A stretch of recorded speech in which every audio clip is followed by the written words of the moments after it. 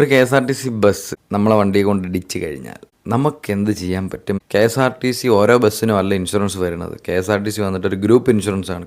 ഇതിനകത്ത് KSRTC bus ഇത് നമ്മുടെ വണ്ടിയിൽ കൊണ്ട് KSRTC ചാർജ് ചെയ്താൽ KSRTCയും നമ്മുടെ വണ്ടിയും കിടക്കുന്ന അതേ പൊസിഷനിൽ വെച്ച് ഫോട്ടോ എടുക്കുക, വീഡിയോ എടുക്കുക, ഡ്രൈവറിൻ്റെ ഒരു വീഡിയോ ഫോട്ടോ, KSRTC ബസ്സിൻ്റെ നമ്പർ ഇവിടെ ചേർത്ത് വെച്ചിട്ട് വേണം പരാതി കൊടുക്കാനായിട്ട്. ഒരു സെക്ഷനുണ്ട് ഭാരതീയ നിയമസംഹിത പ്രകാരം.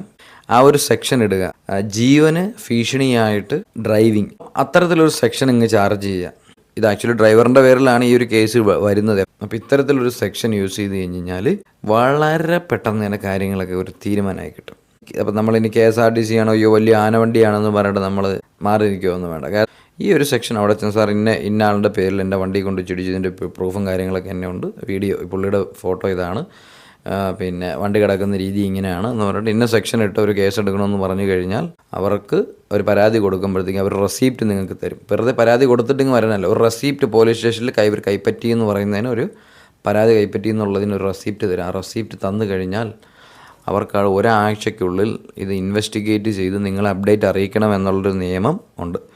അവർ നിങ്ങളെ വിളിച്ച് പറയാൻ വിട്ടു പോയിട്ടുണ്ടെങ്കിൽ നിങ്ങളൊരു 3 ദിവസമോ 4 ദിവസമോ കൂടുമ്പോൾ നിങ്ങൾ അങ്ങോട്ട് സ്റ്റേഷനിലേക്ക് വിളിച്ച് ചോദിച്ചാൽ അവർ പറഞ്ഞു തരും. ഇത് ചോദിക്കേണ്ടത് പബ്ലിക് ഗ്രേവിയൻസ് ഓഫീസർ എന്നും പറഞ്ഞിട്ടൊരു പോസ്റ്റ് ഉണ്ട്, എല്ലാ പോലീസ് സ്റ്റേഷനിലും ഉണ്ട്. Public grievance officer, public relation officer എന്നും പറയും. മിക്കവാറും അത് SHO ആയിരിക്കും അതിൻ്റെ ചാർജ് ഉള്ളത്, സ്റ്റേഷൻ ഹൗസ് ഓഫീസർ, മുമ്പത്തെ SI സബ് ഇൻസ്പെക്ടർ. ഈ ഒരു പോസ്റ്റിലിരിക്കുന്ന പുള്ളിയായിരിക്കും ഇത് ഹാൻഡിൽ ചെയ്യുന്നത്. അപ്പോൾ അവിടെ നമ്മളെ വിളിക്കും, ഇതിൻ്റെ അപ്ഡേറ്റ് പറയും. അതിനുശേഷം നമ്മളോട് ചോദിക്കും കേസുമായിട്ട് മുമ്പോട്ട് പോകണോ അതോ സ്റ്റേഷനിലുള്ള സെറ്റിൽമെൻറ്റിലേക്ക് പോകുന്നോ എന്ന് ചോദിക്കും. KSRTC ഡ്രൈവറിൻ്റെ ഒരു ഒപ്പീനിയൻ കൂടെ എടുക്കണമെന്നുള്ളതുകൊണ്ട് അവരെയും കൊണ്ട് വിളിച്ച് സംസാരിച്ചിട്ട് ഒന്നുകിൽ സ്റ്റേഷനിലേക്ക് ചെയ്യില്ല എന്നുള്ളതേ ഉള്ളൂ, എന്നിട്ട് സംസാരിക്കുക. അല്ലാന്നുണ്ടെങ്കിൽ നിങ്ങൾ പിന്നെ ഇൻഷുറൻസിൻ്റെ കേസ് അറിയാമല്ലോ. ഇൻഷുറൻസ് പോയി കഴിഞ്ഞാൽ പിന്നെ ഇൻഷുറൻസ് ക്ലെയിം കിട്ടാനായിട്ട് ഷോറൂമിൽ ഒരു 10-20 ദിവസം വണ്ടിയകത്ത് കിടക്കും. അത് ഭയങ്കര നൂലാമാലകൾ ബുദ്ധിമുട്ടുകളാണ്. അപ്പോൾ ഈ ഒരു രീതിക്ക് മുമ്പോട്ട് പോയി കഴിഞ്ഞാൽ ഒരു പ്രശ്നവുമില്ല. അപ്പോൾ നമുക്ക് ആർക്കും മനഃപൂർവ്വം ആരും ഒന്നും ചെയ്യണമെന്ന് ആഗ്രഹം ഉണ്ടായിട്ടല്ലല്ലോ. നമ്മുടെ ഇങ്ങോട്ട് ബുദ്ധിമുട്ടിക്കാൻ ശ്രമിക്കുമ്പം സംസാരിച്ചിട്ട് തീരാത്ത വിഷയങ്ങളാണല്ലോ. കയ്യിൽ നിന്ന് പൈസ എടുത്ത് തരാനതിന് പകരം ഞാൻ ഗവൺമെൻറ് ഉദ്യോഗസ്ഥനാടാ, ഞാൻ കാക്കി ഇട്ടവനാണ്ട, ഇത് KSRTCയുടെ ബസ്സാണ്ടാ, നീ നിനക്ക് ചെയ്യുന്നതൊക്കെ കാണിക്കണം, നിനക്ക് ഇൻഷുറൻസ് ഉണ്ടല്ലോടാ എന്നൊക്കെ പറഞ്ഞ് അവൻ്റെയൊക്കെ മിരട്ടലും കൊണ്ട് വരണവന്മാർക്കിട്ട് ഈ ഒരു സെക്ഷൻ അങ്ങ് ചാർജ് ചെയ്ത് കൊടുത്താൽ മതി. ഇരിപ്പതായിരിക്കും.